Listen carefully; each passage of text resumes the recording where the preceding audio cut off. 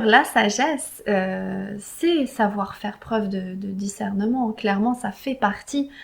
Je pense que la sagesse est quelque chose de beaucoup plus large que ça, mais le discernement est une grande valeur Ça de en fait sagesse. partie.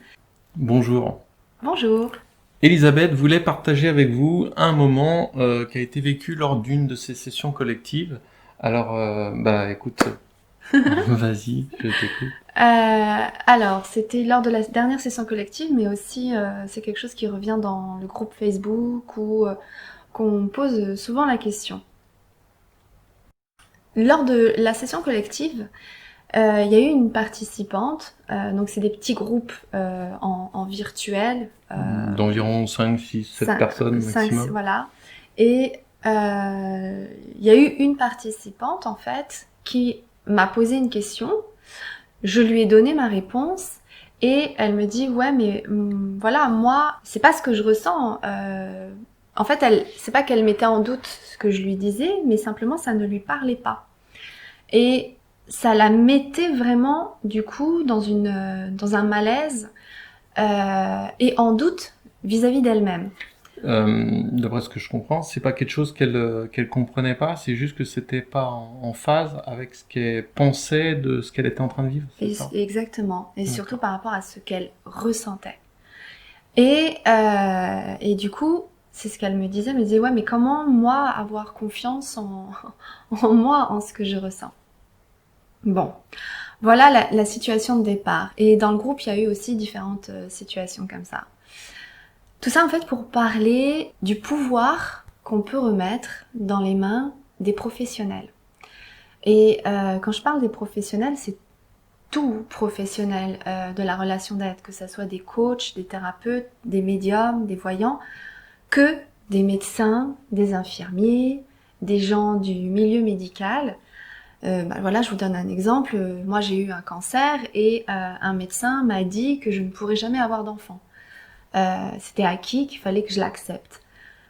Pour autant, quand il a dit ça, au moment même où ces mots sortaient de sa bouche, moi, c'est absolument pas ce que je ressentais. Au fond de moi, ce que je ressentais, c'est que non, mon gars, tu te trompes.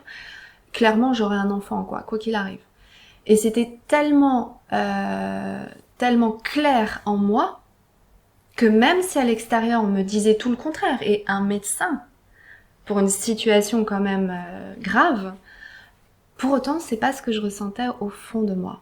Ce que tu veux dire, c'est que la parole, qu'elle soit d'un professionnel reconnu ou de toute autre personne, et aujourd'hui on le voit bien sur YouTube, tout le monde peut s'exprimer quelque part librement. Tout à fait.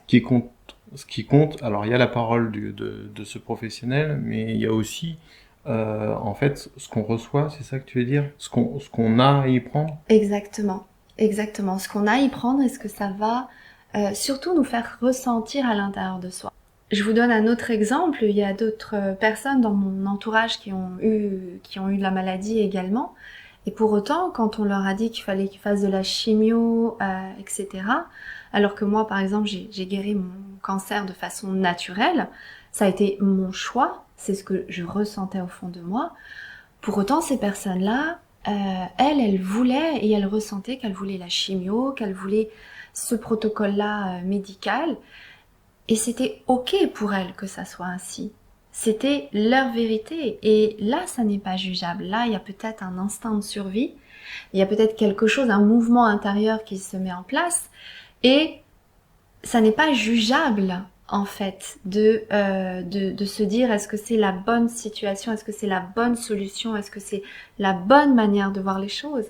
La seule bonne manière de voir les choses, finalement, c'est ce que l'on ressent et c'est ce qui est en cohérence avec soi-même. Il y a de plus en plus de personnes qui ont des dons extrasensoriels, des dons extraordinaires. On est tous de plus en plus ouverts. Je pense que ça fait vraiment partie de l'évolution de la conscience de permettre cela. Et du coup, j'en profite aussi pour... on m'avait posé la question de savoir ce que je pensais des médiums et des voyants, alors que moi, je suis pas du tout médium, je suis pas du tout voyante. Mais j'en connais beaucoup et beaucoup m'ont beaucoup aidé. J'ai même des amis très chers à mon cœur qui le sont, professionnellement également. Et Sur ce sujet, je voulais aussi dire plusieurs choses. Ce que j'ai rencontré dans tous les professionnels, donc qui dit professionnel, ça veut dire des personnes qui se sont formées, des personnes qui ont une certaine expérience dans leur expertise, de tous ces professionnels de la relation d'aide, j'ai rencontré des êtres humains avec tout ce que ça veut dire qu'être un être humain, avec sa part de souffrance, avec sa part de complexité, avec les projections qu'on est capable de faire vis-à-vis de ses clients. Là-dessus, Freud en parle très bien avec ses mécanismes de transfert et de contre-transfert. C'est bien connu que les professionnels ont une tendance à projeter sur leurs clients leurs propres problématiques, leurs propres souffrances, leurs propres solutions également, leur propre regard. Tout le monde est humain. Tout le Même des monde est personnes humain. très spirituelles, au final, ils vont avoir quand même un fond humain avec tous les travers que ça comporte. C'est ça. Apparemment, il y a que peut-être amas, des gens très qui n'ont pas d'ego et qui peuvent en effet avoir cette dimension qui n'amène aucune projection. Peut-être, en effet, mais la plupart d'entre nous, la plupart des professionnels, moi y compris, hein, moi la première, et ben oui, on a nos parts de blessures, on a nos faiblesses, on a nos moments de manque d'énergie, de pas être forcément aligné, de projeter tout de suite vis-à-vis d'un client, ah bah oui, tiens, cette histoire, elle me parle, je la connais, ça parle de moi. Donc, d'amener la personne à voir les choses comme moi je les ai vues, à l'amener à voir les choses avec la solution que moi j'ai trouvée. Il n'y a pas de mauvaises intentions.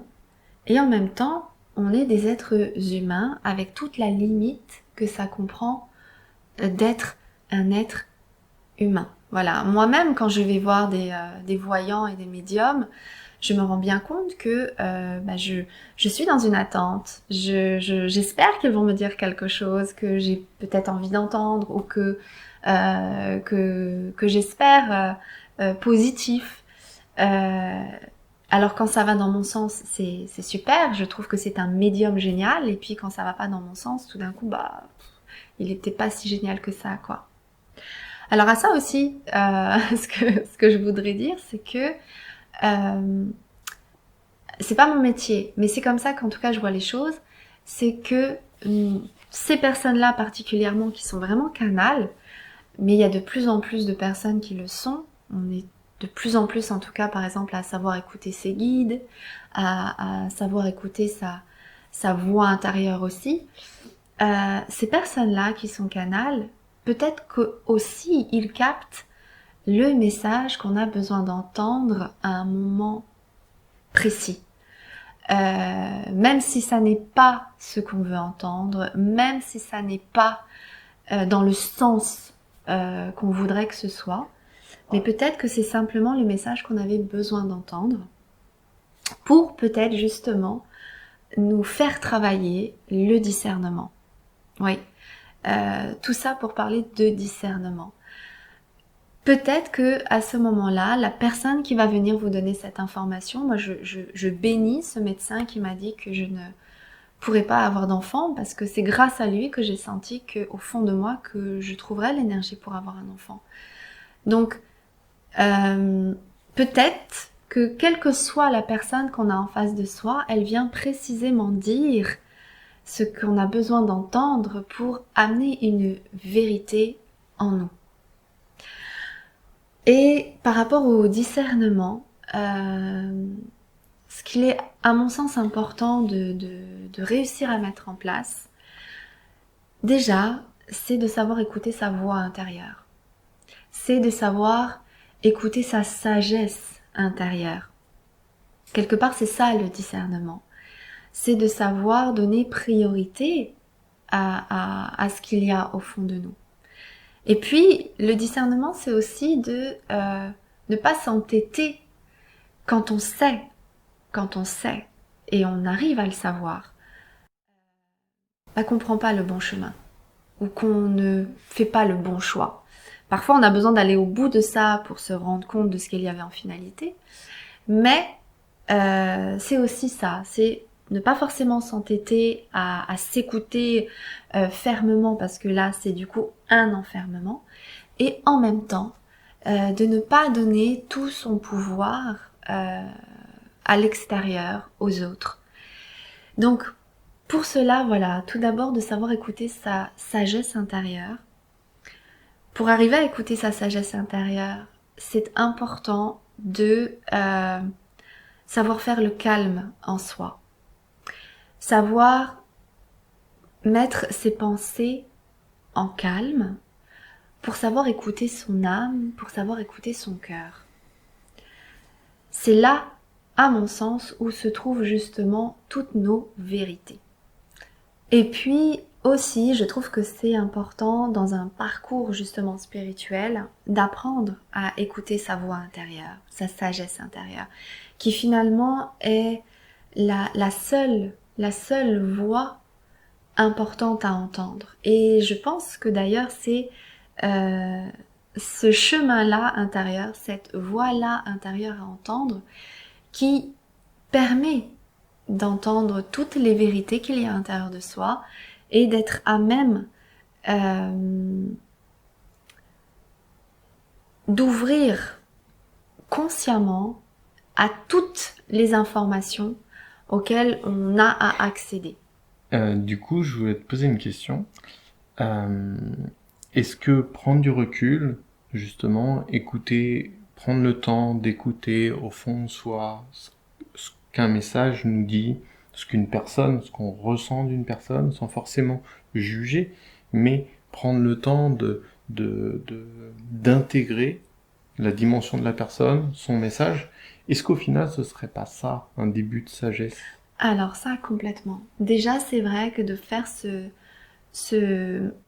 cette mise en pause, on va dire, je reçois l'information, je l'accueille, je vois comment je la ressens, comment elle me parle. Déjà, ça, en effet, c'est faire preuve de sagesse. Donc la sagesse, c'est aussi faire preuve de discernement. Mais Si bien je sûr. recoupe un petit peu ce que tu... Ah, mais bien sûr, la sagesse, c'est savoir faire preuve de discernement. Clairement, ça fait partie. Je pense que la sagesse est quelque chose de beaucoup plus large que ça, mais le discernement est une grande valeur Ça de en fait sagesse. partie. Et, exactement. Et bon, là, je parle d'une situation de discernement précise qui est de ne pas forcément reporter tout son pouvoir sur les autres, mais bien de sentir en fait sa propre puissance intérieure, sa propre sagesse intérieure, sa propre vérité intérieure. Et c'est vrai que déjà,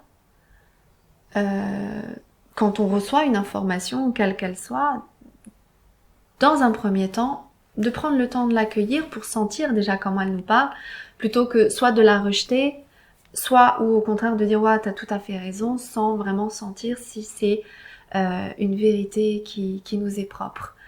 Et puis aussi de dire que pour être à même d'avoir ce calme intérieur qui permet d'écouter sa voix, sa sagesse intérieure, c'est important d'avoir dépassé, on va dire en tout cas, sa grande partie de souffrance. Tant qu'il y a beaucoup de souffrance, et c'est important de le dire, je pense, parce que quand on est dans la souffrance, on voit à travers sa souffrance, on ressent à partir de sa souffrance, on ne se vit qu'à travers sa souffrance. Et donc on est vraiment dans le tourbillon de la douleur. Et bon, c'est vraiment sans jugement, j'ai moi-même eu une dépression pendant des années, donc je sais très exactement ce... Moi-même. Voilà. On peut en parler. On peut en parler quand même. Et c'est vrai que là, parler de sagesse et tout ça, ça peut sembler vraiment très loin.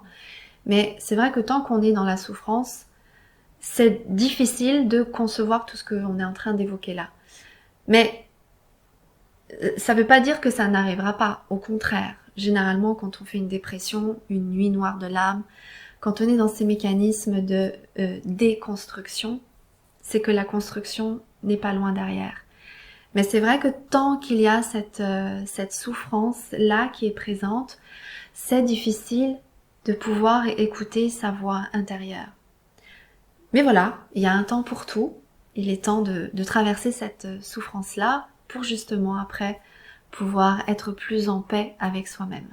Une autre question que je voulais te poser, on dit qu'il y a des personnes qui ont tendance à voir les choses du bon côté et d'autres personnes qui ont tendance à voir les choses du mauvais côté. Alors, bien évidemment, les extrêmes, en théorie, ne sont jamais vrais, ne sont jamais bons, c'est-à-dire qu'il faut jamais voir les choses que de la façon vraiment avec béatitude. Et d'un autre côté, il faut pas aussi voir les choses négatives. Et comment faire justement le discernement entre le verre à moitié plein et le verre à moitié vide? Alors bien, ce discernement-là, déjà, ça dépend de là où on en est dans sa vie. Si on est en effet dans un moment de difficulté, on va avoir tendance à voir le verre à moitié vide. Et c'est vrai que quand on est dans une période où à l'intérieur de soi, on est en amour, on est Une euphorie, une euphorie, voilà, là on de va avoir vie, envie de voir le verre à moitié plein. voilà, on voit le verre à moitié plein. Mais où est la vérité dans tout ça? Est-ce que, est-ce que c'est si mal que ça de voir le verre à moitié vide? Parce que c'est vrai que quand on est dans la spiritualité, dans l'amour, dans l'émerveillement, dans tout ça, on a du mal à voir que les gens regardent le verre à moitié vide. Mais pour autant, il peut aussi y avoir de la vérité à regarder une situation d'un point de vue plus négatif. Il peut y avoir du bon en fait dans les deux cas. Mais les deux cas, pour moi, ne font qu'un. En fait, ça n'est qu'une seule et même réalité. Et du coup, faire le discernement, c'est arriver à prendre et le verre à moitié plein et le verre à moitié vide et voir ce qui nous parle le mieux. En fait, c'est plutôt ça. Le discernement, c'est surtout d'arriver à ne pas regarder le verre à moitié vide ou le verre à moitié plein. C'est le contraire. D'accord. C'est surtout de regarder eh bien, ce qui nous parle au fond de soi. Parce que la réalité, c'est que ce soit le verre à moitié vide ou à moitié plein, ça n'est pas la réalité. Ça n'est que l'expression de la vie, c'est ce qui se passe, c'est ce qui se déroule dans notre vie. Les événements qui viennent dans notre vie, c'est nous qui décidons de les regarder avec un regard de verre à moitié vide ou de verre à moitié plein. Mais la réalité, c'est que c'est nous qui sommes maîtres de décider de comment on va regarder la situation. Donc ça fait partie ça c'est pour moi quelque chose d'extérieur. C'est vraiment les événements de la vie qui passent devant nous, à travers nous, d'accord, mais ça n'est pas l'être que je suis, ça ne va pas toucher à qui je suis forcément, ça va être des expériences à vivre qui vont m'amener à sentir qui je suis. Et ça pour moi c'est la vérité. Le verre à moitié vide, le verre à moitié plein, c'est le théâtre en fait dans lequel on vit, quoi.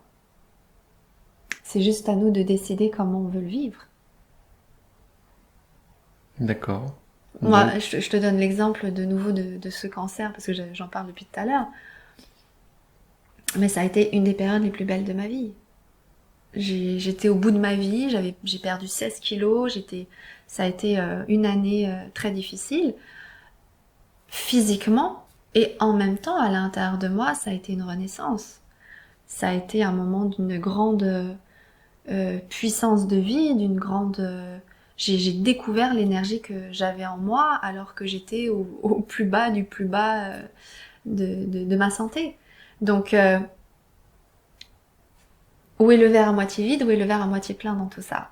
Et du coup, comment on peut voir les choses pour pouvoir faire ce fameux discernement entre ce qui est bon, ce qui nous paraît bon, et ce qui nous paraît au contraire plutôt négatif. Eh bien, c'est ce dont tu parlais aussi tout à l'heure, savoir ce dont tu parlais tout à l'heure, c'était ça surtout. C'était en fait de savoir se mettre à distance, de savoir se mettre.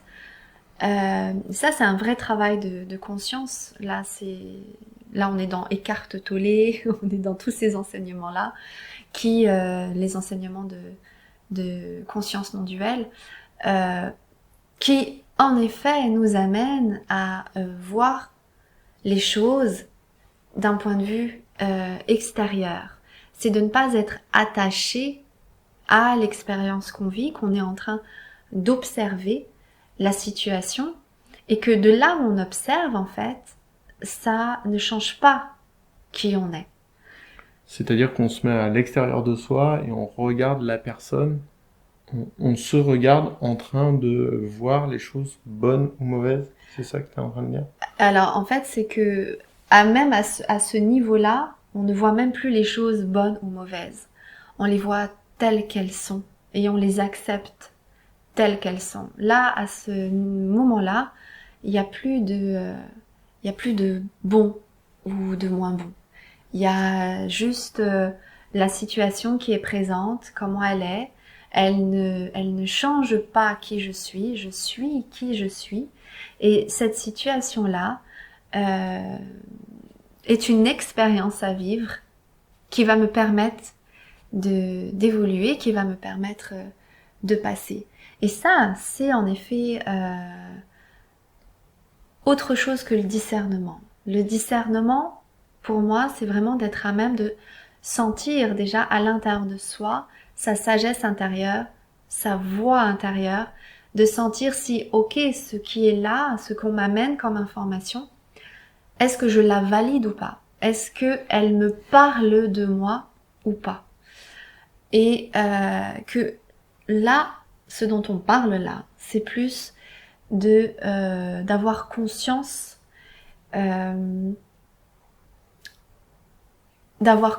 en fait de la sagesse justement qu'on peut avoir, quelles que soient les circonstances qu'on peut rencontrer dans sa vie. Donc, si on résume, le discernement, c'est prendre au fond de soi ce qu'on ressent vraiment par rapport aux informations, sans même juger les informations. C'est là qu'on fait le meilleur discernement. Oui, absolument, sans juger l'information, sans décider si elle est bonne ou pas, ça n'est pas à ce niveau-là, c'est plutôt de se dire simplement est-ce qu'elle fait partie de moi ou pas? Est-ce qu'elle est ma vérité ou pas? Et sans juger la personne qui le dit. Alors, si on sent que c'est une personne qui est pas très bienveillante, bon, d'accord, mais si on sent que c'est sans regarder en fait l'intention de la personne, parce que même parfois des personnes qui sont pas bien intentionnées peuvent quand même dire quelque chose qui peut nous parler malgré tout. Donc quelque part on s'en fout d'où viennent les informations, de qui elles viennent, de comment elles viennent. De toute façon aujourd'hui des informations on en reçoit des milliers par jour, quoi. Que ce soit par la télé, par YouTube, par les vidéos. Des informations, il y en a à foison. Bonnes comme mauvaises. Mais il n'y a même pas de bonnes comme mauvaises. Est-ce qu'elle me parle ou pas? C'est vraiment ça. Si je dis aux flammes jumelles que pour se réunir à son autre, il va falloir manger 3 kilos de pommes par jour, bon, est-ce que tu vas faire ça de ta vérité ou pas, quoi?